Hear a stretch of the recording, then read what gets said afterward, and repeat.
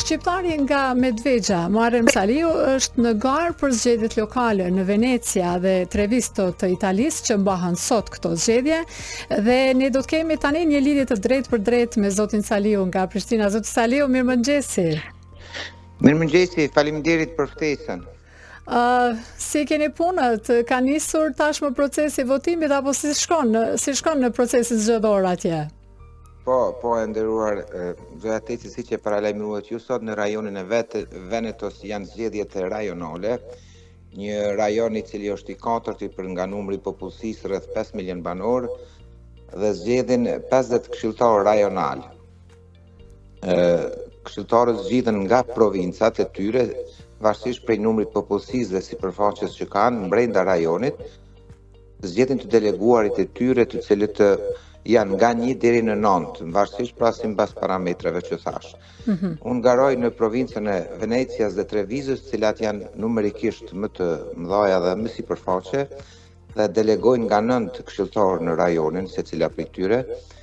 Pra aty ku do kemi vota më shumë, kemi mundësi me zgjedh duke shpresuar se gjithçka do shkojë sipas angazhimeve tona. Sot zgjedhjet kanë filluar, domethënë njerëzit kanë filluar të votojnë që nga ora 7 në mëngjes dhe duket se gjithçka po shkon mirë, për momentin jemi shumë optimist, kishte një energji të shumë pozitive dhe të lartë gjatë gjithë kohës. Besoj se sot do ta shndrojmë këtë energji në vota dhe pastaj do ta kurorëzojmë me fitore e cila do të shënoj pjekurinë, ti kisha thonë, apo maturinë e komunitetit tonë, I cili numerikisht është relativisht I lartë këtu në këto provinca, edhe për faktin se është rajoni ndër më të zhvilluarit, pra ka më shumë probabilitete për të punësuar dhe me që ne kryesisht migrojmë për punë këndej, domethënë këtu edhe janë koncentruar më shumë bashkëkombasit tonë, pavarësisht nga cilat treva ato vinë Shqipëria, Kosova apo vise tjera. Po, zot Saliu, ka qenë vështirë të kandidoni ose të pranohet kandidatura juaj si një mërgjimtar ose si një huaj, nëse tashmë besoj jeni tashmë të integruar plotësisht, por domethënë nga si një shtetas me një shtetësi tjetër, ju konsiderojnë të tillë, është vështirë të hyet në këto gara? Po, tani fakti që domethënë shqiptarët gjenden në lista nuk janë të rastishme, janë rezultati punës tyre, pra dhe punës time në këtë rast disa vjeçara apo disa dekadave me radhë. Dhe këto vrehen, pra nuk ngelen të pavrejtura, sukseset e arritura në fusha tjera ju bëjnë të barabartë me të tjerët. Shkas për të interesuar nga subjektet politike. Ju ndoshta e dini, unë kisha vitin e kaluar kërkesë edhe për të kandidatuar për Parlamentin Evropian, gjë që nuk arritëm të grumbullojmë votat e mjaftueshme. Pra, këto dukuri nuk janë më të nuk janë ndonjë befasi,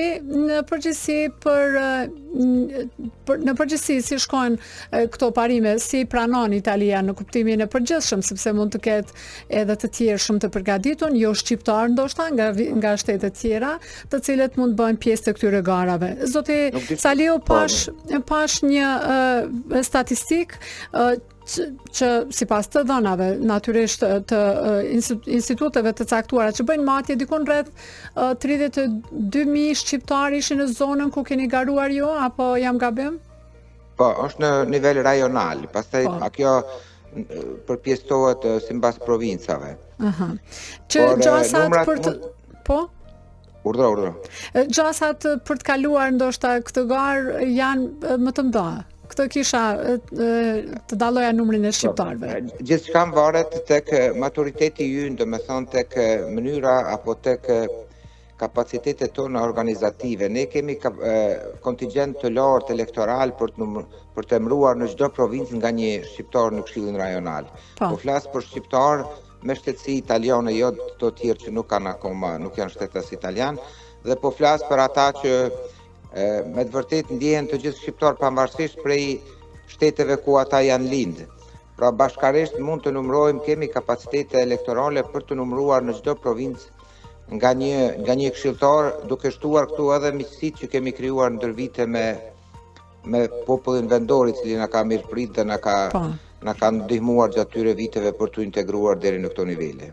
Më vjen shumë mirë, sot presim një përgjigje pozitive në mbrëmje, po besoj që keni më ja dalë, sepse pash tashmë një biografi tuajën, një punë të gjatë mbi 3 dekada edhe një sukses i madh në atë komunitet ku banoni edhe në aspektin ekonomik e shoqëror të Venecias, por më thuaj pak zoti Saliu, nga Medvegja ju si keni kaluar në atë zonë të jetoni, si keni emigruar? Po, do kthehem shpejt, vetëm ju ngela bash tek çështja se si shqiptarët integrohen në këto pozita. Nuk duhet harruar se për çdo rezultat në çfarë do fushë që shqiptarët arrin këtu, duhet jenë më të mirë se vendorët.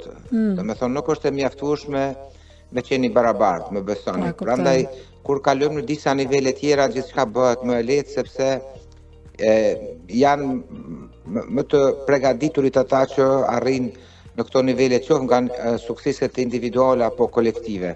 Tani, për të kthyer tek pyetja e fundit, unë kam migruar në vitin 86 nga Medvegja si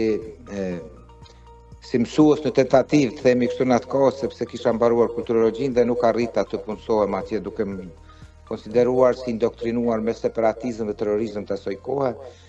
Dhe kështu kam përfunduar në Zvicër, atje kam ndjekur një reformim arsimor, për një pjesë më është pranuar, një pjesë e kam bërë ndër vite, dhe në Itali kam ardhur në themi kontratendencë, sepse zakonisht migrohet drejt veriut të Europës dhe unë u ktheva në Itali pastaj pas vite. E ke gjetur veten më shumë atje. Po, ishte edhe dëshira për të qenë sa më afër vendingjes, edhe profesioni më lidhi dhe zgjodha Venedikun si stacionin e ashpër për të kaluar vitet e ashme. Bukur shumë, do t'i kthejmë pak ditës së sotme të zgjedhjeve atje.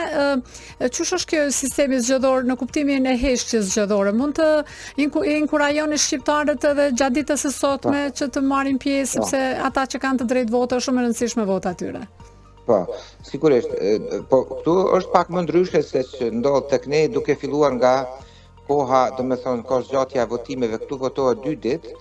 Votohet sot dhe nesër, duke pas parasysh se sot është e diell një numër i votuesve për shkak të detyrave profesionale që ushtrojnë e kanë të pamundur që të jenë sot, dhe pra mundsohet edhe nesër kush nuk arrin sot ta ushtrojë këtë detyrë. Dhe heshtja zgjedhore zgjat një ditë, ishte dje ajo, dhe mbrëm apo sot mëngjes nga ora 24:00 është lejohet pra fushata sot për të apeluar njerëz që të votojnë. Dhe nuk ka ndonjë që nga pak më ndryshe limit të caktuar, po.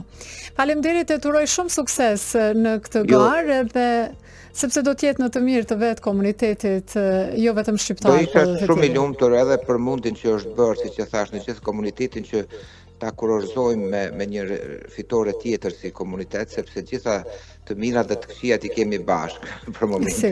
Sigurisht. Shumë kënaqësi, dhe po besoj kemi më u dëgju edhe herave tjera për punën të mira e të mençura që do t'i bëni bashkë me njerëzit tanë atje. Faleminderit, ishte kënaqësi. Dëgjues të dashur, ishim me zotin Muharrem Salihu, i cili është në garë për zgjedhjet e sotme që po mbahen në Venecia dhe Treviso. Siç dëgjuam, zotin Salihu është një garë me interes edhe për komunitetin shqiptar. Ai është kohë të gjatë tashmë për 3 dekada e më shumë në Itali dhe është pjesë e pandashme e jetës ekonomike e shoqërore në Venecia.